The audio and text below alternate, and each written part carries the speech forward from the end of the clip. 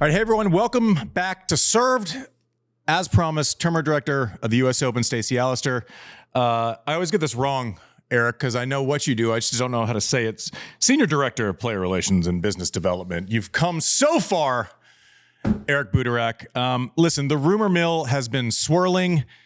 There's a press release out today, which is, you'll be listening on Tuesday. We are having this conversation the day before. Tell us all things updates. There's a big announcement. What's true? What's not? Where are we going? What's the deal? I'll kick it off, Andy. Happy anniversary. Oh, thank you. Happy to be kicking off year number 2 for you guys. Cheers, thank you. Yeah, we are announcing that the U.S. Open Mixed Doubles Championship will move from the third week of the U.S. Open to the first week of the U.S. Open that we call Fan Week. And alongside of taking this important championship from being overshadowed by the final week of singles competition and men's and women's doubles, by putting it in the first week, we're giving singles players, top players, an opportunity to compete for the championship. Eric knows the needs of the players really well. So in addition to not only moving the championships, we're also changing the draw size. We're going from 32 teams to 16 teams, 8 of which will be direct entry and 8 wild cards, so that we can have the flexibility with the summer grind for athletes to see how they do in Canada, Cincy, and then see if they want to play. So that gives us that flexibility. And in addition, we are changing the scoring format for the first 3 rounds to make it a little tighter, sort of like an hour kind of match with short sets up to 4. The final will be played with regular 6-game sets. And lastly, $1 million purse for the winning team. So that's sort of the high level. And I think for everyone listening, why are we doing it? We want to elevate this important mixed doubles championship. Lou Shear, our CEO, he is a real champion of equality. And he's been talking about this for the last, I don't know, Eric, 2-3 years. But it really came into focus in 22 as we were celebrating 50 years of equal prize money. How do we continue as a sport to be a beacon for equality? We're the only really professional sport that has the opportunity for the top players to play on the same stage, competing for equal prize money. And we know when we see top players playing mixed, fans are excited. So we're really trying to elevate mixed doubles, trying to elevate the message that it sends around equality. And ultimately, at the end of the day, we know American fans and players all over the world, they play doubles. And hopefully we inspire more people to want to play the sport. It's interesting to me because obviously there's going to be large parts of blowback because with the 8 direct entries, I'm assuming those are off of singles rankings or doubles rankings? Correct. Singles rankings. Yeah, you're right. Okay, so 8 teams, singles rankings, and then 8 wild cards, which would probably be, the most hyped teams that will draw a rating. So it's an interesting thing because I think the messaging from the doubles universe for a long time has been to put a microscope on our product, and you're essentially doing that.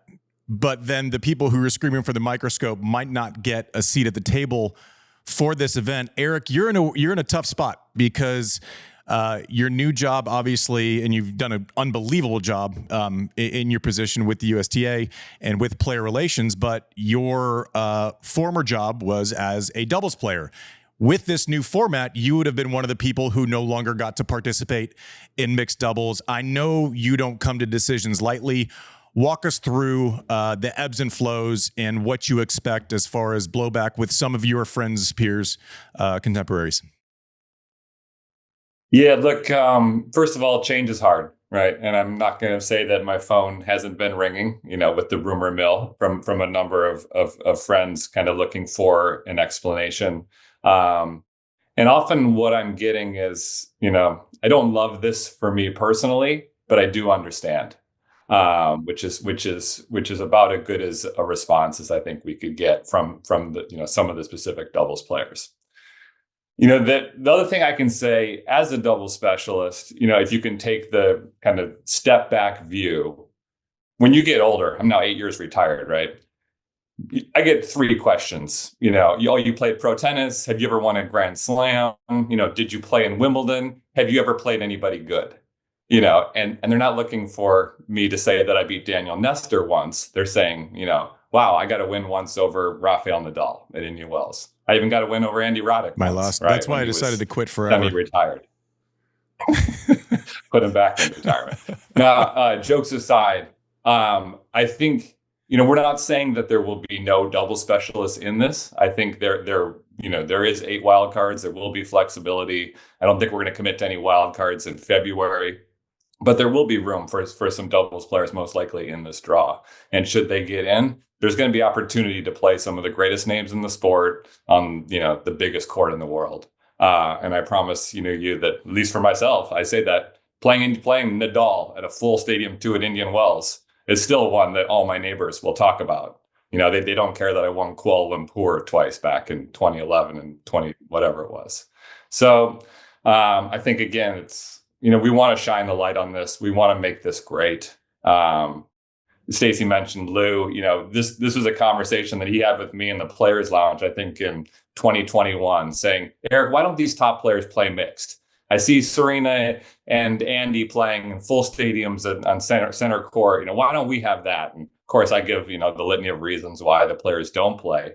And he said, but fans want to see this. We can fill Ash. And that was kind of where the conversation started. And Stacey's been banging a drum for the last couple of years that we can do this. And I think we're super excited to be at that doorstep to launch this new reimagined U.S. Open Mixed Doubles Championship. Let's be clear. We're talking, when you say the first week, we're not talking about first week of singles, the week prior to Labor Day. We're talking about the qualies week, right? I'm struck less by the who, the wild cards and the draw sizes than the when. To me, this is a pretty big, bold, aggressive, an incursion, colonization, call it what you will. You guys have really taken this event and now really made it a 3-week event. If we're giving out trophies and major title recognition the week before the singles draw even commences. What kind of pushback are you getting on the timing of this? And what's your response to the athletes who say, listen, when the NFL wants to go to 17 or 18 games, the players get something in return. You guys are now creeping into a whole other week of the calendar. What's in it for me?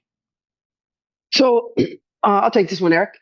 Look, we've been on a pretty focused mission to amplify the first week.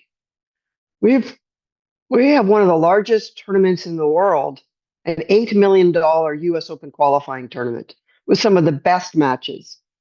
And we had 216,000 fans attend our week 1 last year. So we've been a 3-week event for a long time, but we have really been focusing on elevating that. John, when there was 35,000 people watching a qualifying match last year on Wednesday, it was like a main draw experience. And those athletes deserve those moments. So in addition to that, we have had the sort of these tent pole events. We had a test with the Mixed Madness, and it was an overwhelming success. And as Eric said, Lou's been on this vision idea since 2021, that we felt we could actually then take the mix right now that doesn't even see prime time. ESPN's going to move this into prime time. That's how excited they are. We did announce that we're going to 15 days. It can't be a surprise to many. We're the last slam of the 3 to do it. Obviously, Wimbledon will, as Tim says, never do it. And there will be more money for the athletes. We've had those conversations with both tours. We're not announcing the total purse for the mix today, but it is a multiple of what it was in 2020, 24. And lastly, we are cooperating with the tournaments that are impacted and the athletes that'll play in Cleveland and in Winston-Salem and in Monterey. So those are Saturday finals. And we're going to play the first round over 3 days like they do in Australia. And that'll give us the flexibility to schedule those athletes who are competing in those events. Is there, you say you're cooperating, and I understand that from logistics of a first round, but Winston-Salem can't be happy that, there's a Taylor Fritz has an option to go play in prime time and for more money, or they're less likely to be able to steal a name for that week. Is someone going to take a panic wild card into Winston-Salem or go to New York to play this? Surely there are losers in this situation, even though I personally would have done it myself, because I think it's going to be a spectacle like we haven't seen before in tennis. Look, there's tension there. I think there's tension irrespective of us doing this event anyway. We've just seen the consistent trend of top athletes being in New York because that's when they're fulfilling their commercial obligations to their sponsors. So they're already in New York and they're generally not playing. And I think if an athlete goes out early in Canada and Cincy and thinks they need their reps, they may choose to play a Winston-Salem, or for the women to go to Monterey or to Cleveland. So that's obviously those individual athlete decisions. I could just say USTA has had a long-standing partnership with Winston-Salem. It's a charity. It's a not-for-profit doing great work to promote and grow tennis in North Carolina.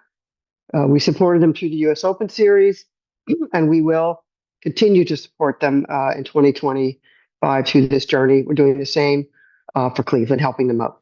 So the Mixed Madness from last year, which you mentioned, was overwhelming success, right? As we've talked about on our solo shows, both you and Eric were nice enough to come on and give me an hour of babble to get inside of your brains and understand the reasoning behind things.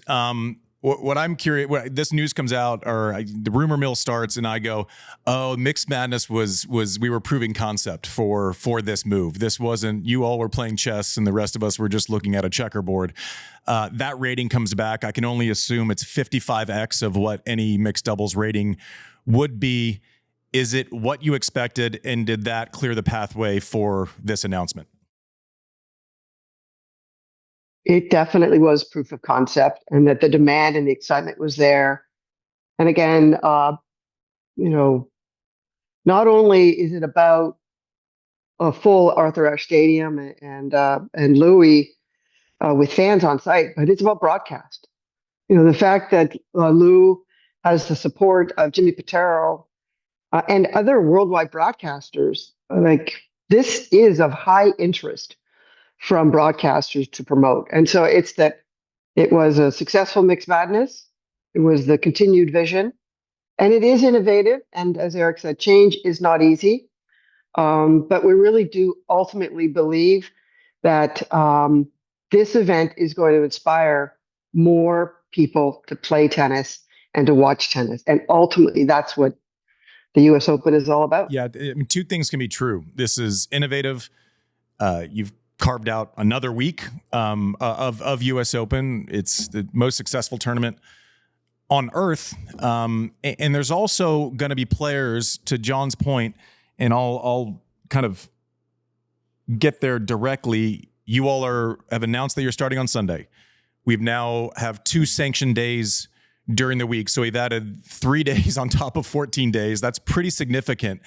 So are there meetings? Are there things in place where the players are going, okay, all of these offsets, I don't think any players like, hey, we'd like a 15-day tournament. We'd like it to be even longer. We'd like it to stress test our preparation even more. Is there more of a benefit, not to this specific event, because I understand the money going in, but the pushback's going to be, okay, do the richest players on earth and the stars need that more, or is it for the people that are trying to make a living? Is there going to be some kind of back end gain, whether it's pension, whether it's whatever it might be? Are those discussions happening, at least to try to soften the blow for the people that are losing their chance to play U.S. Open mixed doubles? Sure. 100%. So we've had conversations with both tours. Eric's had the conversation with the head of the ATP Player Council. Eric and I met with the WTA Player Council last week. So we have committed two things. A very material prize money increase for 2025. And that then will cascade to all athletes. And I think we've talked about this. We've been very, very focused on increasing compensation to the qualifying and to the early first round. It was $100,000 for the first round of the U.S. Open main draw singles in 2024. 62,000 the last round of qualies. So we're not going to falter from that, and there'll be a major increase. We will have a nice increase for men's and women's doubles. In addition, the compensation earned by double specialist in 2024 in the mixed doubles was $600,000. It was an $800,000 purse. So the doubles only players won 600 of the 800 in 24. That 600 will go into the baseline of what 2024 doubles was going to be, and then we'll put an increase on top of that. So they're not losing out. They still have to earn it. It's not going directly to them, but we're topping up the men's and women's doubles to address that. Yes, we are taking away the revenue opportunity from those double specialists who won't have that opportunity to compete in the 2025 mixed. Let me ask you another question adjacent to that, which is, it seems to me tennis has two big virtues to broadcasters, right? There's tonnage, there are hundreds of matches, and there's also star power, right? There's Sabalenka during a Super Bowl ad. When you think about this reformatting, what do you have in mind in terms of star power? I mean, Serena Williams, Andy Murray, Venus Williams, they've all played mixed doubles earlier in their careers. What realistically are you expecting in terms of star power in these new fields? Eric, why don't we get Eric? He's the one on the phones answering calls. Not normally that we're answering calls, John. So Eric, why don't you go? Yeah, I think this is, to talk about star power, to just even frame it, I think this is what we're seeing in sports now, right? We're seeing the NBA go to great lengths to get Sabrina Ionescu to shoot threes against Steph Curry. We've already got this product, right? Men and women on the court at the same time. Other sports are trying to create relay races that are men and women that have never existed before. We have the product, right? It's just about getting the stars to play. And we look back at our record books too, and I see names that have won the U.S. Open, like Billie Jean King, Martina Navratilova, and Serena Williams. I think that's what we want to get back to, and that's what we envision, for our draw. We've had a lot of calls with the rumor mill. Pretty much all of the top Americans are heavily interested. I want to say we have at least half of the top 10 players that saying they are committed to playing this. Real stars that have said, this is something we want to play. Now, look, this is a Grand Slam tournament, so you have to enter by ranking in July when the ranking cut comes out. Of course, we have some wild cards available as well. So I don't think we're going to start announcing teams today, but I think in the near future we can start making some commitments. But these are the top stars that people are excited to watch play. That are going to come out and be a part of this tournament. Eric, as a former double specialist, this feels like a big move, and as evidenced by taking there's a band called Taking Back Sunday also, but by Taking Back Sunday, that precedent had been set.